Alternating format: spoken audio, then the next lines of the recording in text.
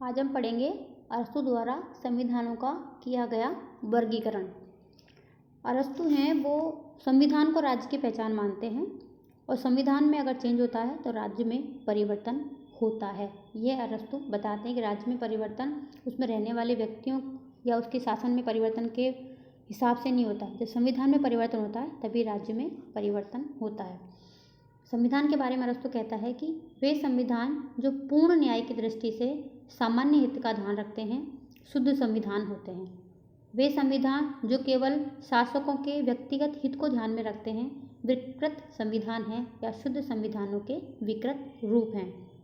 अरस्तु द्वारा संविधानों का वर्गीकरण राजनीति विज्ञान को कोई मौलिक देन नहीं है। उसने प्लेटो द्वारा स्टेटस मैन में किए गए राज्यों के वर्गीकरण को ही अपनाया है। पॉलिटिक्स के तीसरे भाग में ये याद रखने योग्य बात है कि संविधानों का वर्गीकरण उसने अपनी कौन सी किताब में कौन से भाग में किया है, तो पॉलिटिक्स के तीसरे भाग में संविधानों का वर्गीकरण किया है तथा पुस्तक के 4 से 6 भाग में विभिन्न संविधानों का विस्तार से वर्णन भी किया है। अरस्तु की संविधान विषयक विवेचना 158 भिन्न भिन्न संविधानों के अध्ययन पर आधारित है। ये 158 का आंकड़ा ये भी हमें याद करना है। अब है संविधान का अर्थ और परिभाषाएं। अरस्तु ने संविधान की व्याख्या 2 रूपों में की है। पहली, वह कहता है कि राज्य के विभिन्न मनुष्यों के जीवन निर्वाह के विशेष नियमों का नाम ही संविधान है। इस प्रकार संविधान एक जीवन पद्धति है, जीवन निर्वाह का एक विशेष मार्ग है। ठीक है। पॉलिटिक्स की चतुर्थ पुस्तक में वह संविधान की परिभाषा करते हुए लिखता है कि यह राज्य में विभिन्न पदों का संगठन है जिससे उनकी वितरण विधि को निश्चित किया जाता है,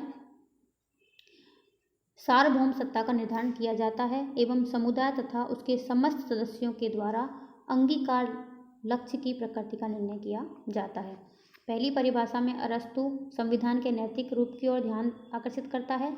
दूसरी परिभाषा में राजनीतिक स्वरूप की ओर संकेत करता है। संविधान केवल जीवन निर्वाह की पद्धति ही नहीं, राज्य के प्रशासन की व्यवस्था का नाम भी है। संविधान द्वारा शासन के विभिन्न अंगों का वर्णन किया जाता है, उन अंगों का स्वरूप भी निर्धारित किया जाता है। ठीक है। अरस्तु ने संविधान की परिभाषा का विश्लेषण करने के बाद में कुछ बातें स्पष्ट की हैं कि संविधान राज्य अथवा उसके पदों का संगठन है। संविधान द्वारा ही राज्य की रूपरेखा एवं राज्य का आकार प्रकार सुनिश्चित होता है। संविधान ही राज्य के पदों तथा उसके स्वरूप को निर्धारित करता है। संविधान ही सर्वोच्च सत्ता को निश्चित करता है। संविधान ही राज्य तथा लोगों के लक्ष्य को निश्चित करता है। देखो, इनको पढ़ने से हमें क्या फ़ायदा होगा कि हमें ये पता लग जाएगा कि अरस्तु के अनुसार संविधान क्या क्या करता है या संविधान के क्या क्या लाभ हैं।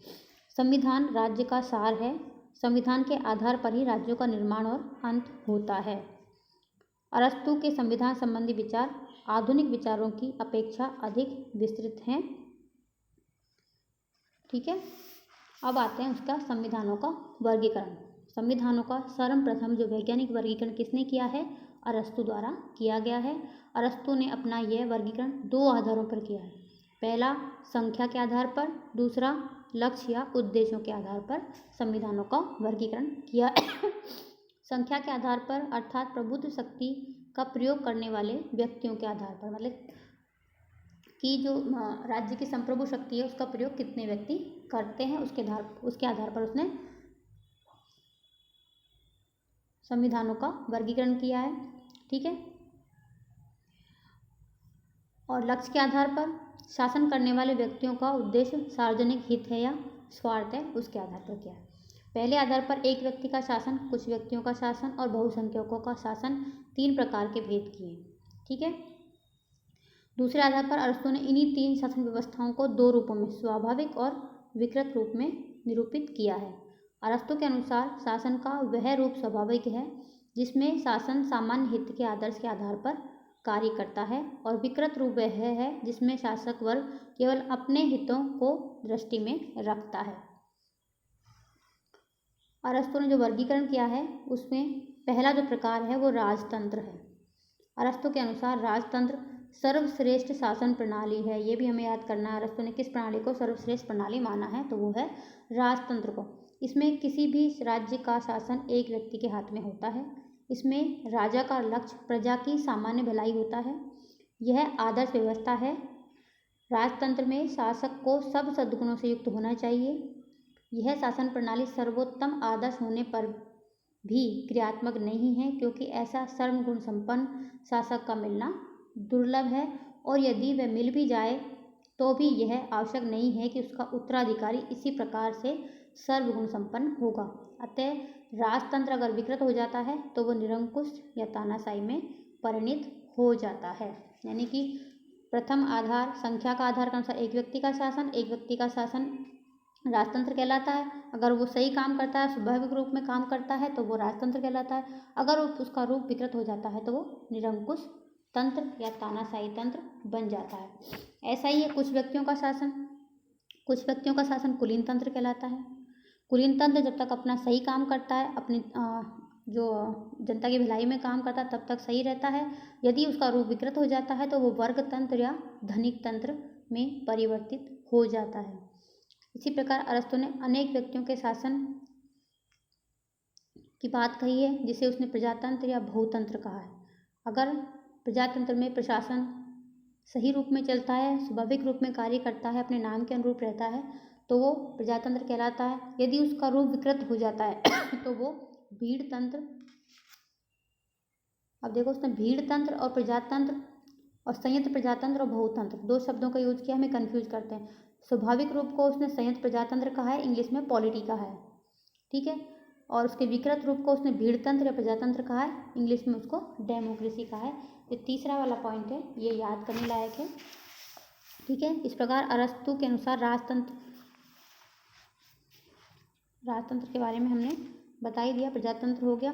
पॉलिटी या सर्व प्रजातंत्र का अर्थ है सारी जनता का तथा सारी जनता के लिए हित में कार्य करना। अरस्तु ने दो आधारों पर प्रजातंत्र का वर्गीकरण किया है। पहला आधार प्रजातंत्र का राजनीतिक स्वरूप और दूसरा आधार उसका सामाजिक स्वरूप। राजनीतिक स्वरूप के आधार पर अरस्तु ने प्रजातंत्र के 5 प्रकार बताए, ये भी याद करने लायक हैं। पहला प्रकार जिसमें सभी धनी निर्धन सभी के अधिकार बिल्कुल बराबर होते हैं। दूसरा प्रकार प्रजातंत्र वह है जिसमें राजकीय पद संपत्ति की योग्यता के आधार पर प्रदान किए जाते हैं। तीसरा वह प्रजातंत्र है जिसमें श्रेष्ठ वंश के व्यक्ति ही राजकीय पद प्राप्ति के अधिकारी होते हैं। चौथा वह प्रजातंत्र है जिसमें प्रत्येक नागरिक बिना किसी भेदभाव के राजकीय पद प्राप्त करता है। इस प्रजातंत्र में कानून को सर्वोच्चता प्राप्त होती है। पांचवा वह प्रजातंत्र है जिसमें सर्वोपरि शासन कानून का नहीं जनता का होता है, ठीक है। वर्गीकरण के अन्य आधार। अरस्तु ने संविधानों का वर्गीकरण मुख्यतः इस आधार पर किया है कि प्रभुत्व शक्ति कितने व्यक्तियों में निहित है। इस गणनात्मक आधार के अलावा उसने वर्गीकरण के 3 अन्य आधारों का प्रयोग किया है। आर्थिक आधार, विशिष्ट गुण का आधार और निर्वाचन का आधार। आर्थिक आधार लोकतंत्र में निर्धन व्यक्तियों और धनिक तंत्र में संपत्तिशाली व्यक्तियों का शासन होता है। दूसरा आधार विशिष्ट गुण का है, जैसे राजतंत्र में सम्मान का, कुलीन तंत्र में विवेक का, लोकतंत्र में स्वतंत्रता का और धनिक तंत्र में धन संपदा का विशिष्ट गुण होता है। तीसरा आधार है निर्वाचन। लोकतंत्र में अधिकांश निर्धन व्यक्ति और धनिक तंत्र में थोड़े से धनी व्यक्ति ही निर्वाचन में भाग लेते हैं। इस प्रकार अरस्तु ने ये संविधानों का वर्गीकरण और उनके आधारों का बताया है, ठीक है। अब आता है संविधानों में चक्रीय परिवर्तन। ये क्वेश्चन अलग से भी पूछ सकते हैं। अरस्तु का चक्रीय संविधान, जो चक्रीय परिवर्तन है उसका मतलब क्या है। यानी संविधानों को जो प्रकार बताए हैं, राजतंत्र, कुलीन तंत्र और प्रजातंत्र, ये एक चक्र के रूप में घूमते हैं। एक अकेला व्यक्ति शासन करता है, यदि वो विकृत हो जाता है तो वो निरंकुश तंत्र में आ जाता है। उसके बाद में कुछ व्यक्ति अपने शासन को हाथ में ले लेते हैं तो वो कुलीन तंत्र कहलाता है। कुलीन तंत्र वाले व्यक्ति अगर अपने उद्देश्य से भटक जाते हैं तो वो धनिक तंत्र बन जाता है। तब जनता जागरूक होती है और वो अपना सारा प्रशासन अपने हाथ में ले लेती है। लेकिन जब उसका रूप बिगड़ जाता है तो भीड़ तंत्र हो जाता है। भीड़ तंत्र में पूरी जो राज्य की है उसमें अव्यवस्था फैल जाती है। फिर एक व्यक्ति आता है जो अपना सारा कार्य शासन का अपने हाथ में ले लेता है और वही एक तंत्र या राजतंत्र के रूप में वापस परिवर्तित हो जाता है। इस प्रकार ये सारे जो रूप हैं एक चक्रीय परिवर्तन में आपस में घूमते हैं अरस्तु के अनुसार शासन और संविधानों के चक्रीय परिवर्तन निरंतर और अबाध गति से चलता रहता है। संविधान का जो वर्गीकरण किया अरस्तु ने, उसकी कुछ लोगों ने आलोचना भी की है। क्या कहकर आलोचना की है, हम केवल पॉइंट्स में बताएंगे कि ये सरकारों का वर्गीकरण है जो अरस्तु ने किया है, इसको राज्यों का या संविधानों का वर्गीकरण नहीं कहा जा सकता। इस वर्गीकरण में मौलिकता का बिल्कुल भी अंश नहीं है, मौलिकता का अभाव है। संविधान, राज्य और शासन शब्दों में अंतर होता है, लेकिन अरस्तु ने इनमें कोई अंतर नहीं किया है। अरस्तु के इस वर्गीकरण को अवैज्ञानिक और संख्यावाचक वर्गीकरण माना है। इसमें प्रजातंत्र को उचित स्थान नहीं दिया गया है। अरस्तु का वर्गीकरण आधुनिक राज्यों पर खरा नहीं उतरता है। जो परिवर्तन चक्र अरस्तु ने बताया है, उसको कुछ लोगों ने त्रुटिपूर्ण बताया है, और इसमें जो राजतंत्र का चित्रण किया है वो एक काल्पनिक चित्रण है। अतः वह प्लेटो जैसा कल्पना लोक में उड़ने वाला दार्शनिक बन जाता है, लेकिन फिर भी ऐसा नहीं है कि इनका कोई महत्व भी नहीं है। अरस्तु के जो वर्गीकरण है उसका ऐतिहासिक महत्व है। सुनिश्चित आधारों पर यह वर्गीकरण किया गया था। राजनीति विज्ञान में सबसे पहला व्यवस्थित वर्गीकरण था। अरस्तु का यह वर्गीकरण एक तरह से मार्गदर्शक बन गया है। इसके बाद के विद्वान सरकारों के वर्गीकरण में अरस्तु द्वारा दिखाए गए मार्ग से न तो पूर्णतः अलग हो सकते हैं, नहीं उसके प्रभाव से बच सकते हैं। अरस्तु की अवधारणाओं ने बाद के वर्गीकरण की योजनाओं को स्थायी रूप से प्रभावित किया था। इस प्रकार अरस्तु का वर्गीकरण अपना एक अलग महत्व रखता है। धन्यवाद।